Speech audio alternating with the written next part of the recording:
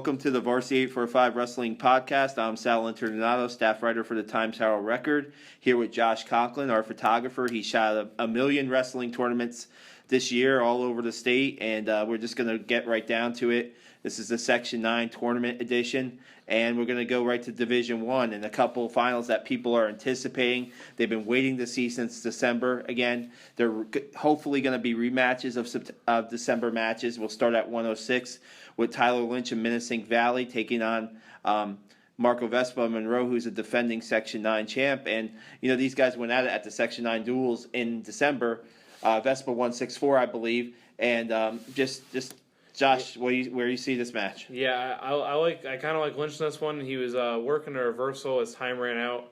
I think he gets to Vespa this time around if they meet up in the finals, and I think that Lynch will beat Vespa for his first Section 9 championship. Yeah, and then you look at 220, you have Nick McShay. Nick was in the state's finals last year. He's a two-time, he's won 2 straight Section 9 titles, and then one of his early matches this year, he gets pinned by Ryan Ellison of Goshen, a junior. Now, some say Nick wasn't 100% in that match. Some say, hey, he might have even experienced a concussion in that match. But now here we go. This is when it counts, and we'll see. I mean, it's looking like these two are going to be. They're basically headed for the finals again in a rematch. And I don't know. It's how many people can beat a wrestler like Nick McShay twice in a season? We'll see if Ryan Ellison can do that on Saturday. I say Ryan Ellison is that guy that can beat Nick McShay twice in a season, and I think he becomes Goshen's first Section 9 champion since 2005. It's interesting because Nick could have went 195, he could have went 220. He decided to go to 220. I don't know if it's an easier road at the state tournament, if that's the reason why he decided or not. But you look at his it was a semifinal match at the Eastern States, yes, I believe, against a Walt Whitman kid. And he tried to tangle up and try to get into his throwing position against the Long Island kid, and he was the one that got thrown a couple times. I think he'll wrestle a lot smarter come Saturday and the state tournament. I mean, he's going to get a wild card no matter what. But I don't know. I think that it's going to be really tough to beat Nick McShay a second time this season and in front of his home fans. Yeah, I think it's going to be really tough for Ryan. If Ellison pulls that off, he deserves MOW. Yeah, Nick McShay needs to wrestle his own match, not try to wrestle like a 220-pounder. He needs to wrestle like he knows how to wrestle around 195, which is just stop trying to no throws really, just not a lot of upper body stuff. Just stick to what you know and what you do best. Let's get into a couple weight classes that are just who knows. They're wide open. They're just absolutely wide open. We'll go 132 first, and there's not. You're looking at the top guys in there are like an Anthony Eckerson from Monroe, Dominic Vetrano from Minnesink Valley, maybe Anthony Santos from Monroe. You mentioned Gus Formato of Walco. You mentioned Nick Ferreira from Warwick. Tyler Serafini from Newburgh. I mean, it's so wide open. There's not that one guy that you could say legit is a top number one guy that's going to blow through the weight class. So, I mean, it's weird. Can somebody from 126 step up maybe and bounce up? They're candidates probably.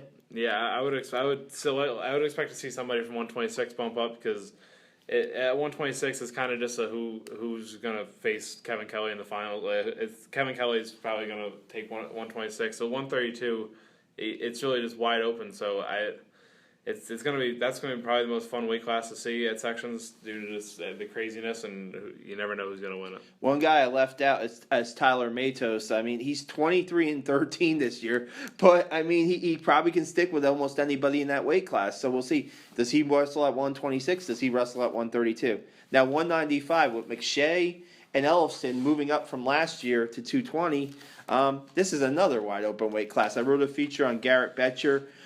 In the Times Herald Record, you can read it on varsity845.com. Garrett's a Walk-Hill senior. He's placed the last 2 years at the section 6th and 5th at the 195. He looks like the top seed, but then you got a couple kids that maybe people might not know about, like Minnesink's Anthony Coveas, and you got Samson Perez from Monroe. I mean, this is another wide open weight, Josh. Yeah, you got Betcher and Coveas, both former basketball players turned wrestlers. Should be a good one if they make the finals to see who wins out of that. We can't count out Samson Perez, has got picked up some big wins from Monroe this year.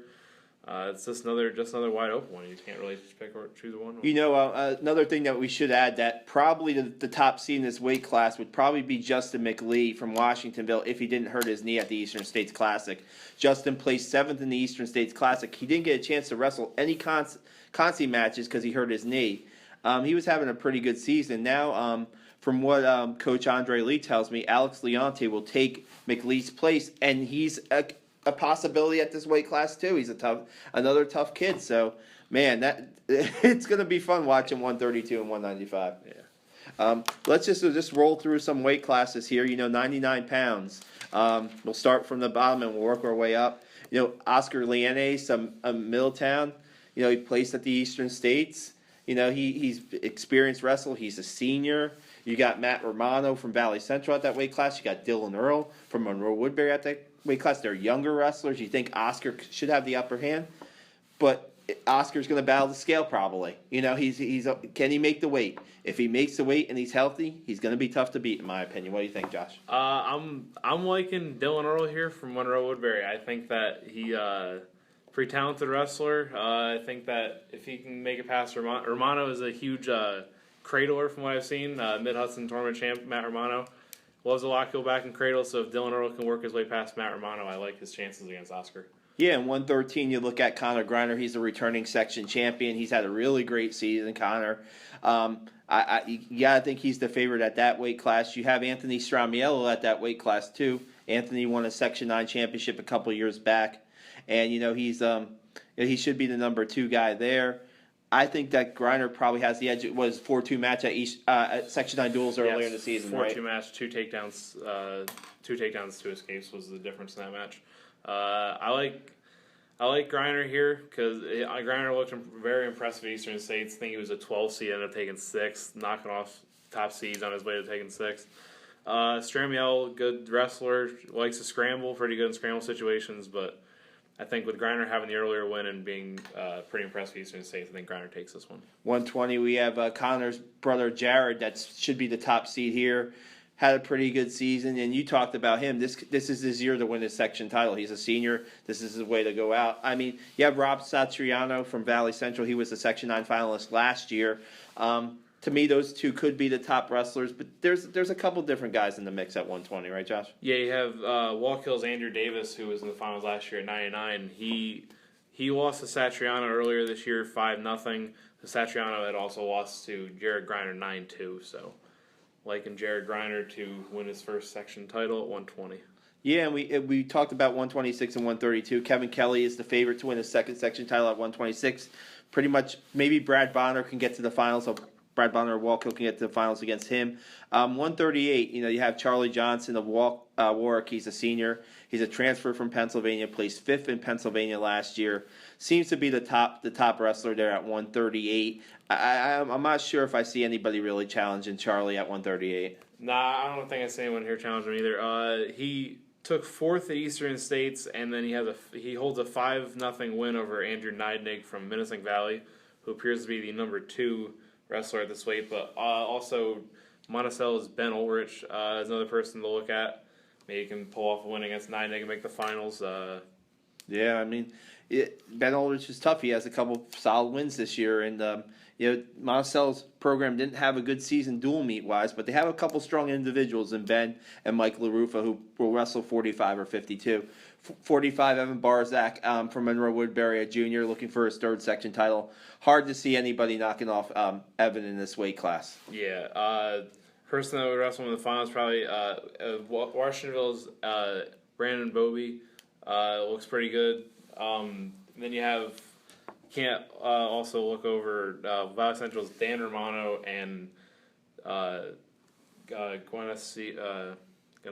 from Tim Ganuncio. Yeah. He's I believe Tim's only a sophomore, so I mean, other people you can't look over in that way. Ganuncio's really come on strong toward the end of the season too, and 152 Ryan Farrow is looking for his 3rd section title, and if you're going to rank your pound for pound wrestlers in the section, Ryan Farrow is going to be right at the top. Now Ryan has had some roadblocks this season with at the beginning of the year that bout with Bucci where considered a loss, but there was some stuff going on there. He was sick last week. He didn't wrestle. He had a little bit of a illness type thing. When he's at his top of his game, I don't think anybody's even touching Ryan Farrell in this weight class. Yeah, no, I would say he's the best pound for pound kid in Section 9. The other kids in 152, we got Brian Bucci, as previously mentioned, from Saugerties. He caught Ryan in the headlock earlier in the year.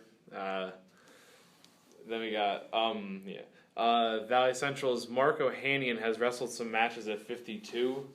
He could be another person to throw into the mix. He's an awkward style wrestler for some of these kids. You got Nick Perdomo and Lucas Whiteman and other kids too. Yeah, Lucas Whiteman, forgot about him too. Lucas Whiteman probably will be at 45. I don't think he'll go in the same weight class as Farrell. But you look at Farrell, he may be Section 9's best shot to win the state title this year. So, he placed third in the state last year. Let's see what Ryan can do up in Albany in a few weeks. Then you go to 160. Here's another guy who has state title aspirations, A.J. Aberly, Minnesink Valley Senior, returning at that weight to defend his title. It's really tough to see anybody really, that weight class. He pretty much has that weight class, I would think. Yeah, it's fourth Eastern States, looked pretty solid there. He's got wins over Sebesta and Noble, wins over Ohanian if he goes 60. Nick Sebesta from Walkill, shot of making the final. Najee Noble is another one from Kingston, pretty solid. Noble is a guy who I thought would have a little bit better of season than he's had. I know he did well off season wise wrestling, and we'll see. Maybe he can make a run. And Kingston's had struggled this season as a team. Maybe he can get them be the Kingston's state section finalist. 170. It's Mike Fekashezi. At the beginning of the year, I thought Fekashezi was going 182. And now he got down to 170. I think he only has one loss this season. He's had some impressive wins. He beat Kevin Morgan's a Division Section 9, two-time Division 2 Section 9 champ. He looks pretty solid in that weight class. It can be considered another wide open weight class. Besides, who gets to the finals in that weight class? Other than Fekashezi, I'm not so certain. Yeah, I would probably expect to see maybe a Najee Noble bump up to 70 as he's wrestled some 70 this year. Fekashezi also just recently beat Chris Martin from Washingtonville 4-0. So might have some close matches along the way. Nick Russo from Cornwall is another one if he goes 70. So should be a pretty good one too. And then Kendall Elstrom from Monroe Woodbury, he's a junior. He returns at 82 to defend his Section 9 title. You know what? Kendall's a really solid wrestler. Yeah. Doesn't really give up a lot of points. He's very technically sound. It's going to be tough to knock him off. I know that, you look at Joey Giannis, the sophomore from Minnesink. He's a battler. He's a scrapper. He'll get in there. I remember that Section 9. Did he wrestle at the Section 9 duels? He wrestled Kendall, and he battled him. And I think Kendall pinned him with 15 seconds left. But he was able to hold his own for a long time with Kendall, and that's not easy to do. Yeah.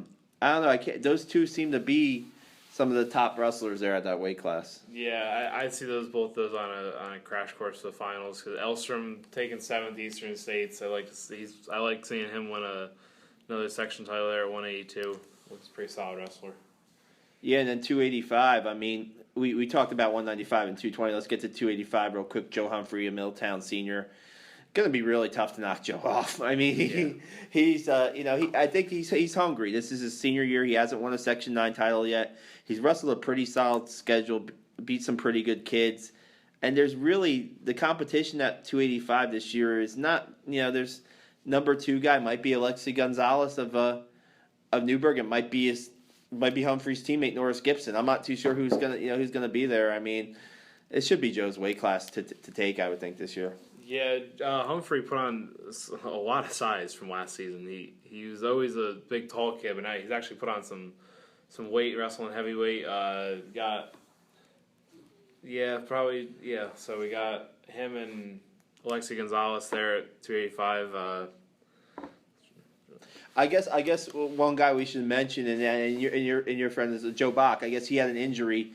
He suffered an injury during the season. He's the guy that you might have saw in the section finals before the injury, and we just wish Joe well in getting back to good health. And it's just it'll be interesting. It always is interesting, the Section 9 tournament. You have your favorites, and you have the guy that you'll never think that will make a run into the section finals. And there are those weight classes to do it this year. Like we said, at 132, there is that, and 195. Who knows who's going to be in the finals? So it'll be interesting to watch. We'll just hit D2s really quick. They're going to have their section championship Sunday at SUNY Ulster and Stone Ridge. A couple returning champions are Liberty senior Kevin Morgans. He'll wrestle 195 this year. Taylor Benson from Red Hook, he'll be at 145. Can't forget Noah Carreri of Eldridge, pretty solid wrestler there, going for his second section title. And those are the top wrestlers at that tournament.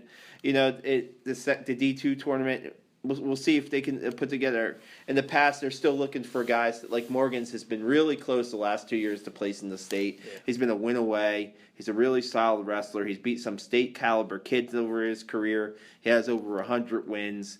Him and Noah Carreri and Taylor Benson really carry that flag for D2 in the section going up into the state tournament. We'll put a wrap on the podcast here. We appreciate Josh stopping by. You can see our coverage all over the Times Herald Record and also on varsity845.com. Check our Twitter accounts at salinterdonado.com. And Josh? At Real Josh Conklin. at the Real Josh Conklin. Josh will have some photos up there. He does some great edits for the wrestlers and stuff like that. We'll have video, we'll have photos, we'll have results, we'll have insight, everything you want for the Section 9 tournament this weekend. We're signing off here for varsity845.com and recordonline.com. I'm Sal Interdonato with Josh Conklin.